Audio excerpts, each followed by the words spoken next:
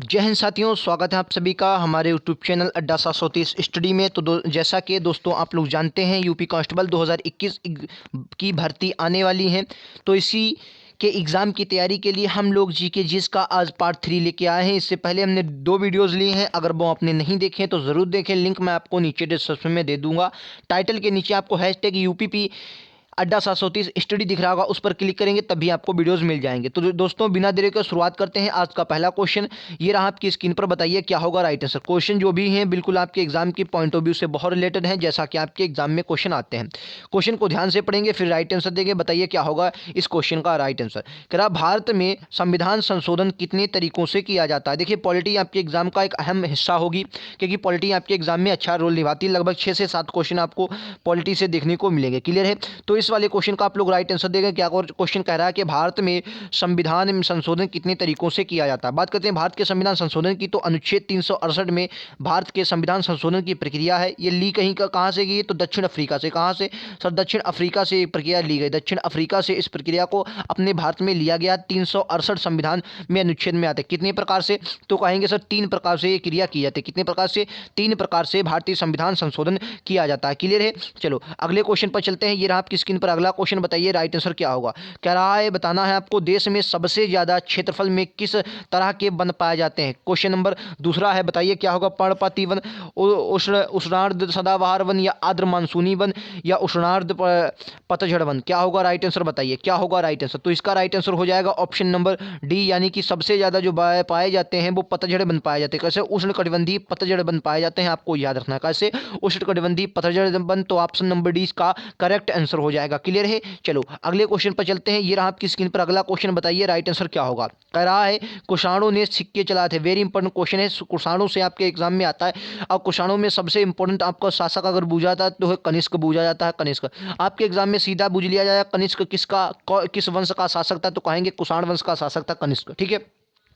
बात करते हैं कनिष्क की, तो कनिष्क को द्वितीय अशोक कहा जाता है। द्वितीय अशोक क्या कहा जाता है सर? द्वितीय अशोक कहा जाता है। अगर बौद्ध धर्म के बाद कोई अशोक के बाद अगर बौद्ध धर्म का कोई महत्वपूर्ण शासक हुआ है तो वो कनिष्क ही हुआ है, और इसी के शासनकाल में चौथी बौद्ध संगीत हुई थी। क्लियर है। ये बात आपको मालूम होना चाहिए। तो आपको लोगों को याद है जो कुषाण थे, इन्होंने काहे के सिक्के, सोने के सिक्के, चांदी के सिक्के और तांबे के सिक्के, उपरोक्त तो सभी हर प्रकार के सिक्के जलाए थे, और ये काफी इंपॉर्टेंट इनकी उपलब्धि रही थी। क्लियर है। अगर आपसे 2 क्वेश्चन और बुझले, एक क्वेश्चन बुझले कि सांकेतिक मुद्रा किसने चलाई थी। बताइए सांकेतिक मुद्रा। मैं आपको बता दूं हर क्वेश्चन में इसलिए पूछता हूं क्योंकि जब आप वीडियो देखें तो आपका दिमाग खुलता रहे। इन क्वेश्चनों को करने के साथ और भी आपको क्वेश्चन मिलते हैं। एक क्वेश्चन आपको बताना है कि शीशे की मुद्रा किसने चलाई थी। बताइए। देखो मैं आपको बता दूं जो सांकेतिक मुद्रा थी ये मोहम्मद बिन तुगलक, कौन सा? मोहम्मद बिन तुगलक जो था इसने चलाई थी। मोहम्मद बिन तुगलक ने सांकेतिक मुद्रा चलाई थी, याद रखेंगे, तुगलक ने। और शीशे की मुद्रा अगर बुझे तो कहेंगे सर सातवाहनों ने जो चलाई थी वो शीशे की मुद्रा चलाई थी। किसने? सातवाहनों ने। ठीक है, सातवाहनों ने शीशे की मुद्रा चलाई थी। कई बार आपके एग्जाम में 10 बार ये क्वेश्चन पूछा गया। क्लियर है। चलो अगले क्वेश्चन पर चलते हैं। ये रहा आपकी स्क्रीन पर अगला क्वेश्चन। कह रहा है बृहत कथा। बृहत कथा किसकी रचना है। अच्छा क्वेश्चन है, बताइए बृहत कथा किसकी रचना है। गुणोध्याय की, सर्ववर्मन, पाणिनि या राधा गुप्त। बताइए क्या होगा राइट आंसर। चलो दोस्तों इसका ज्यादा टाइम ना लेते हुए राइट आंसर बता देते हैं। आपका राइट आंसर हो जाएगा ऑप्शन नंबर ए, यानी कि गुणाध्याय की है। किसने की है? गुणाध्याय की है बृहत कथा रचना। क्लियर है। चलो इनके बारे में थोड़ी जानकारी आप लोग ले लीजिए। क्या है जानकारी। कह रहा है बृहत कथा जो रचना है गुणोध्याय ने की थी, जो राजा हाल के राजकवि थे। अच्छा एक बात है, राजा हाल आ गया, बहुत इंपॉर्टेंट, ये शासक हो जाते हैं राजा हाल। चलिए इनके बारे में थोड़ी जानकारी ले, क्योंकि आपके एग्जाम में 10 बार क्वेश्चन पूछा जाएगा। ये राजा हाल कौन थे? राजा हाल में बता दूं ये जो थे ये सातवाहन वंश का महत्तम शासक था। कौन सा? सातवाहन वंश का। सातवाहन वंश का ये महत्तम शासक था, और इसने एक रचना अपनी खुद की थी, जिसका नाम क्या था? जिसका नाम भाई साहब गाथा सप्तशती। क्या नाम था?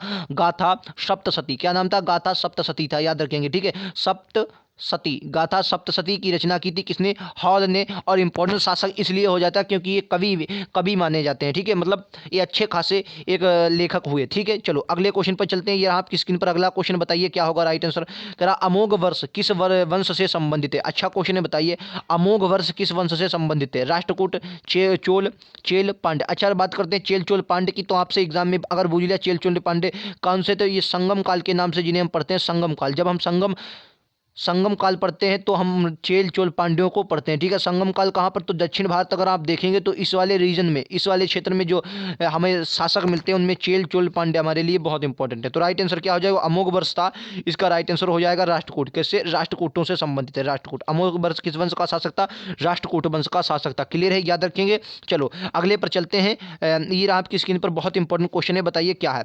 क्वेश्चन पूछा गया, भारतीय राष्ट्रीय कांग्रेस जो था, भारतीय राष्ट्रीय कांग्रेस का अधिवेशन 1896 का अधिवेशन निम्नलिखित में से क्यों विख्यात है। वेरी इंपॉर्टेंट क्वेश्चन है, बताइए भारतीय राष्ट्रीय कांग्रेस का 1896 का अधिवेशन क्यों इंपॉर्टेंट। पहली बार राष्ट्रगान गाया गया था, पहली बार भारतीय गीत गाया गया था, पहली बार तिरंगा लहराया गया था, इनमें से कोई नहीं। बताइए क्या होगा राइट आंसर। देखिए इसका राइट आंसर हो जाएगा ऑप्शन नंबर बी, यानी कि पहली बार क्या गया था, राष्ट्रीय गीत गाया गया था। राष्ट्रीय गीत मतलब वंदे मातरम पहली बार गाया गया था। ऑप्शन नंबर बी इसका करेक्ट आंसर हो जाएगा। चलिए मैं आपको बताता हूँ कुछ इंपॉर्टेंट आपको जो याद रखने मतलब रखने वाले होते हैं। देखिए पहला आपको याद रखना है, भारतीय राष्ट्रीय कांग्रेस 1885 में हुआ, वो तो आप लोग जानते होंगे, बहुत इंपॉर्टेंट है। लेकिन उसके बाद आपसे सबसे ज़्यादा पूछा जाता है, तो पूछा जाता है 1930 का। कौन सा, 1929 का। 1929 का सबसे ज़्यादा पूछा जाने वाला, मैंने कई बार एग्जाम में देखा 1929 का सबसे ज़्यादा पूछा जाता है। 1929 का क्यों पूछा जाता है, क्योंकि 1929 का जो था, इस अधिवेशन की अध्यक्षता लाहौर में की गई थी। कहाँ, लाहौर में किया गया था ये अधिवेशन 1929 का, और इसकी अध्यक्षता की थी जवाहरलाल नेहरू ने। जी हाँ, पीटी नेहरू ने इसकी अध्यक्षता की थी, पीटी नेहरू ने इसकी अध्यक्षता की थी, पंडित जवाहरलाल नेहरू जी ने।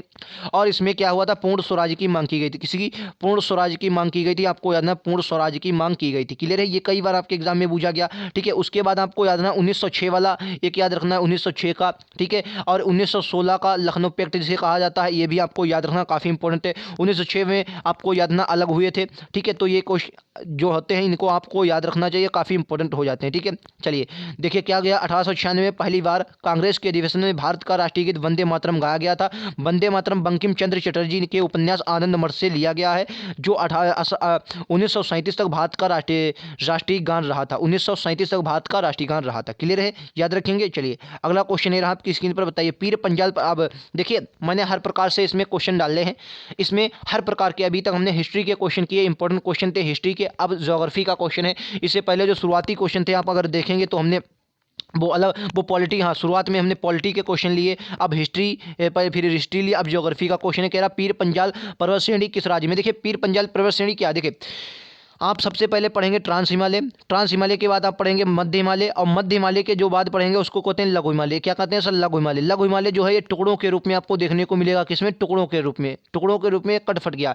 तो इसी की जो सबसे ऊंची वाली जो चोटी, इसे कहते हैं पीर पंजाल। क्या कहते हैं, पीर पंजाल। ये वाली जो उत्तराखंड में, इसे धौलाधर कहते हैं। क्या कहते हैं सर, धौलाधर कहते हैं, ठीक है, धौलाधर कहते हैं। उसके बाद ये आपको देखने को मिलेगी नाग टिब्बा। नाग टिब्बा कहाँ, उत्तराखंड में से नाग टिब्बा के नाम से जाना जाता है। लेकिन ये सभी की सभी तेलियाँ किसकी हैं, तो कहेंगे जो सभी की सभी हैं, ये पीर पंजाल शिवालिक, शिवालिक ने पीर पंजाल धौलाधरी किसकी है, तो मध्य हिमालय की। किसकी, मध्य हिमालय की श्रेणियां, मध्य हिमालय की ये श्रेणियां आपको लोगों को याद रखना है। मध्य हिमालय की ये श्रेणियां पड़ जाती हैं। पीर पंजाल है कहाँ, जम्मू कश्मीर। इसका राइट आंसर हो जाएगा ऑप्शन नंबर बी का करेक्ट आंसर, जम्मू कश्मीर में आपको देखने को मिलेगा पीर पंजाल। क्लियर है, चलो अगले क्वेश्चन पर बढ़ते हैं। एरिया आपको स्क्रीन पर अगला क्वेश्चन, बताइए क्या होगा। बाकी की मैं बता चुका हूँ जितना आपके एग्जाम में आने के लायक है, बताओ इसका राइट आंसर क्या होगा, बोलो। क्या रहा है आपको बताना, निम्नलिखित में से किस राज्य की सीमा म्यांमार से नहीं लगती, बताओ। म्यांमार, निम्नलिखित में से भारत के किस राज्य की सीमा म्यांमार से नहीं लगती। अरुणाचल प्रदेश, मणिपुर, नागालैंड, असम। क्या होगा राइट आंसर, देखिए मैं बात करता हूँ ये वाली, जब आप सीमा इस प्रकार से भारत को देखते हुए आएंगे, आप इस प्रकार से देखते हुए आएंगे, तो इस प्रकार से देखिए ये वाला जो रीजन है, तो इधर आपको मिलेगा म्यांमार। क्या मिलेगा, म्यांमार। कोई बात नहीं, अगर कोई थोड़ा बहुत दिक्कत हुई हो उसमें मैप में, तो आप लोग मैनेज कर लीजिएगा। म्यांमार, यहाँ पर आपको क्या देखने को मिलेगा, म्यांमार। यहाँ पर आपको म्यांमार देखने को मिलेगा, ठीक है, म्यांमार। सबसे ऊपर आपको ये वाला जो रीजन है, यहाँ पर आपको क्या मिलेगा, अरुणाचल प्रदेश। उसके बाद यहाँ पर आपका ये वाला नागालैंड, फिर मणिपुर, मणिपुर के बाद ये आपका इधर हो जाता है, ये इधर आ जाएगा आपका मिजोरम, मिजोरम के बाद इधर आपका त्रिपुरा हो जाएगा। तो ये है, लेकिन आपका असम जो है, ये असम की सीमा नहीं लगती, तो ऑप्शन नंबर डी इसका करेक्ट आंसर हो जाएगा। असम ये इस तरफ पड़ता है। अच्छा, एक बार आपके एग्जाम में कई बार क्वेश्चन पूछा गया कि भूटान जो है, भूटान से सबसे ज़्यादा सीमा, सबसे ज़्यादा, ये कई बार आपके एग्जाम में, मैंने कई बार एग्जाम में देखा है क्वेश्चन, भूटान से सबसे ज़्यादा सीमा कौन सा राज्य साझा करता है, तो आपको याद रखना भूटान से सबसे ज़्यादा सीमा साझा करता है वो असम ही सबसे ज़्यादा भूटान से सीमा साझा करता है। क्लियर है। यूपी सबसे ज़्यादा जो सीमा करता है वो किससे, नेपाल से। और पश्चिम बंगाल जो वेस्ट बंगाल है ये सबसे ज़्यादा किससे, तो कहेंगे सबसे ज़्यादा बांग्लादेश से, बांग्लादेश से सबसे ज़्यादा, ठीक है, बांग्लादेश से सबसे ज़्यादा सीमा साझा करता है। क्लियर है, ये बातें भी आपको याद रखनी है। चलो अगले क्वेश्चन पर चलते हैं। ये रहा आपको स्क्रीन पर अगला क्वेश्चन, बताइए क्या होगा अगला क्वेश्चन। बताइए मानस नदी किसकी सहायक नदी, बहुत इंपॉर्टेंट क्वेश्चन है। मानस, मानस किसकी सहायक नदी, मानस बात कर लें। एक बात होती है, एक नदी आ जाती है तीस्ता, क्या हो जाती है तीस्ता, द्विहांग हो जाती है, द्विहांग हो जाती है, द्विहांग हो जाएगी, लोहित हो जाएगी, लोहित कौन सी हो जाएगी, लोहित। एक होती है सुबनसिरी, सुबनसिरी, मानस, लोहित, सुबनसिरी और तीस्ता, सुबनसिरी, क्या हो जाएगी सुबनसिरी। ये किसकी सभी की सभी सहायक नदियां हैं, सुबनसिरी।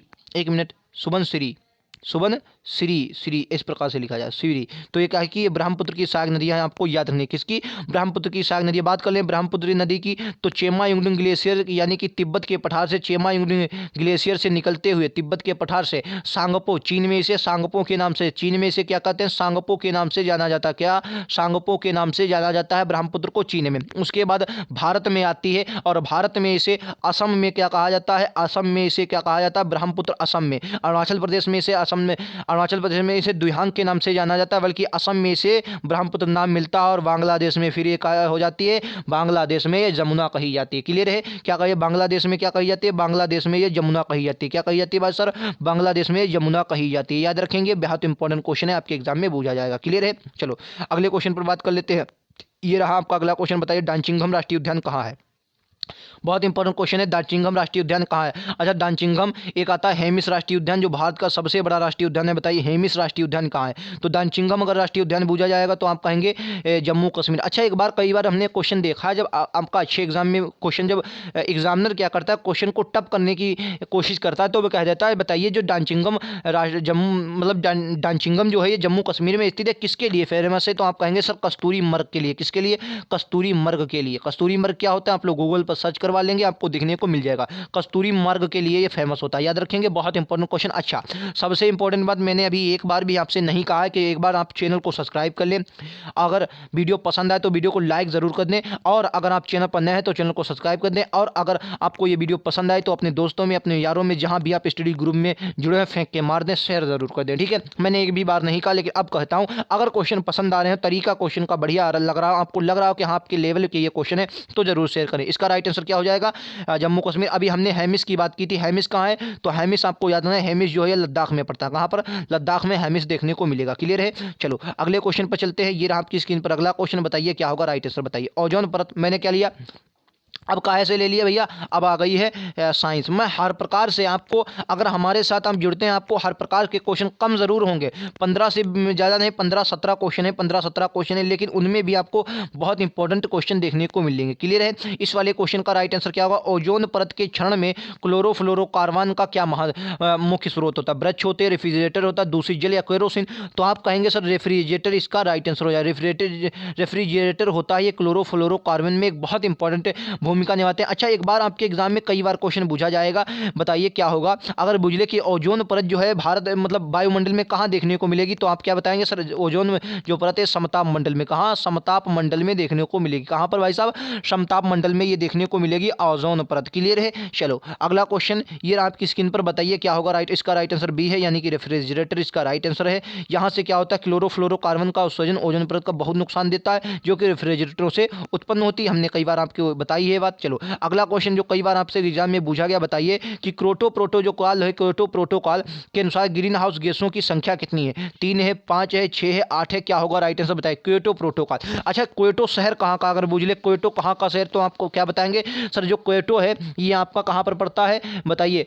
ये आपका पड़ता है क्योटो जापान में। कहाँ का शहर है, क्योटो जापान में। अच्छा, एक और समझौता आपने कार्बन से सुना होगा, कौन सा समझौता, मॉन्ट्रियल प्रोटोकॉल। किससे है, कार्बन उत्सर्जन से, मॉन्ट्रियल। और मॉन्ट्रियल कहाँ, कनाडा का शहर है, वो भी आप लोगों को याद रखना है। अच्छा, ये जो क्योटो प्रोटोकॉल हुआ था ग्रीन हाउस गैसों से है, ठीक है, और नहीं सॉरी, मॉन्ट्रियल जो है वो ओजोन परत के संरक्षण से है। मॉन्ट्रियल प्रोटोकॉल, ठीक है, वो ओजोन परत के संरक्षण से है। इसका राइट आंसर क्या हो जाएगा, कहेंगे इसका राइट आंसर हो जाएगा 6। करेक्ट आंसर क्या हो जाएगा, 6। ऑप्शन नंबर सी इसका करेक्ट आंसर हो जाएगा। 6 जो है इसका राइट आंसर हो जाएगा। क्या है 6, मतलब ये ग्रीन हाउस गैसों की संख्या कितनी है, 6 ग्रीन हाउस गैसों की संख्या। क्लियर है, आप लोगों को याद रखना है। चलिए इसके बारे में विस्तार से जानकारी ले लेते हैं। ये रही वो 6 गैसें, आप लोगों इनको जरूर देखिएगा कौन कौन सी गैसें हैं। देखो, सबसे मोस्ट इंपॉर्टेंट जिसे आप लोग गलत करके आते हैं। चलो पहले क्या होता है, ओजोन तो सब जानते हैं, क्लोरोफ्लोरोकार्बन भी रहता है, हाइड्रोकार्बन, मीथेन और कार्बन डाइऑक्साइड। अगर आपके एग्जाम में मैं गारंटी लेता हूं, अगर क्वेश्चन पूछ दे कि बताइए कि निम्नलिखित में से कौन सा मतलब कौन सा ओजोन परत के लिए मतलब बहुत इंपॉर्टेंट गैस है, और उसमें अगर जलवाष्प दे दे, मतलब कौन सा नहीं है पूछ दे, जलवाष्प दे दे, तो 50 लोग इस पर टिक करें। किसको?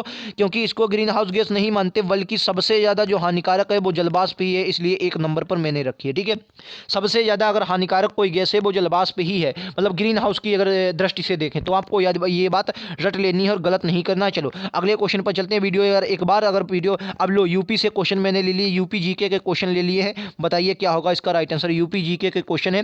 वीडियो पसंद आए तो एक बार लाइक कर देंगे, वीडियो को शेयर कर देंगे अपने दोस्तों में, अपने यारों में, जहां भी आप स्टडी ग्रुप में जुड़े हों। बताओ कह रहा उत्तर प्रदेश में परंपरागत भूमि मापन इकाई क्या है? करनाल है, मरला है, बीघा है, धुरे। बताओ उत्तर प्रदेश में परंपरागत भूमि इकाई, अरे तो हम लोग हर बात जानते हैं, हम लोग जानते हैं भैया बीघा में मापी जाती है, अपनी जमीन काहे में मापी जाती है? बीघा में मापी जाती है। Option number C is the correct answer. चलो इसमें तो यार बच्चा भी कर लेगा, क्लियर है। एक बीघा बराबर होता कितना है? लो एक बीघा बराबर 20 बिस्वा होता, ये भी याद रखना है आपको। चलो अगला क्वेश्चन, क्या बताइए निम्न में से विज्ञान नगरी अवस्थित है? कहाँ विज्ञान नगरी है? चलो इसका भी राइट आंसर ले लो। विज्ञान नगरी कहाँ पर है? कानपुर में है, प्रयागराज में है, लखनऊ में है, नोएडा में है। बताओ विज्ञान नगरी कहाँ है? चलो अब इसको मैं विस्तार से बता देता हूँ कौन नगरी कहाँ है। चलो देख लो भैया, मैंने ली है आपके लिए। बताओ कह रहा लखनऊ में क्या है? विज्ञान नगरी याद रखेंगे। प्रयागराज में उच्च न्यायालय पड़ता है, कानपुर में भारत का मैनचेस्टर कहा जाता है, नोएडा में फिल्म सिटी पार्क होने की संभावना है। तो ये थे आज के मोस्ट इंपोर्टेंट शायद 15 क्वेश्चन। कितने क्वेश्चन? 15 एमसीक्यूज क्वेश्चन थे, बहुत इंपॉर्टेंट क्वेश्चन थे। आपको जो पसंद आए होंगे बताइए, सेशन कैसा लगा कमेंट बॉक्स में हमें नीचे जरूर बताएं। वीडियो पसंद आया तो एक लाइक और शेयर मैं जरूर आपसे चाहूंगा। फेंक कर वीडियो मार दें अपने दोस्तों में, यारों में, जो भी इस यूपी कांस्टेबल के एग्जाम की तैयारी, फिलहाल कोई भी, क्योंकि जीएस के वो पोर्शन में लेके आ रहा हूं, सभी एग्जाम के लिए बहुत महत्वपूर्ण होने वाले हैं। तो चलिए मिलते हैं अगले वीडियोज में, आज के लिए इतना ही। Thank you.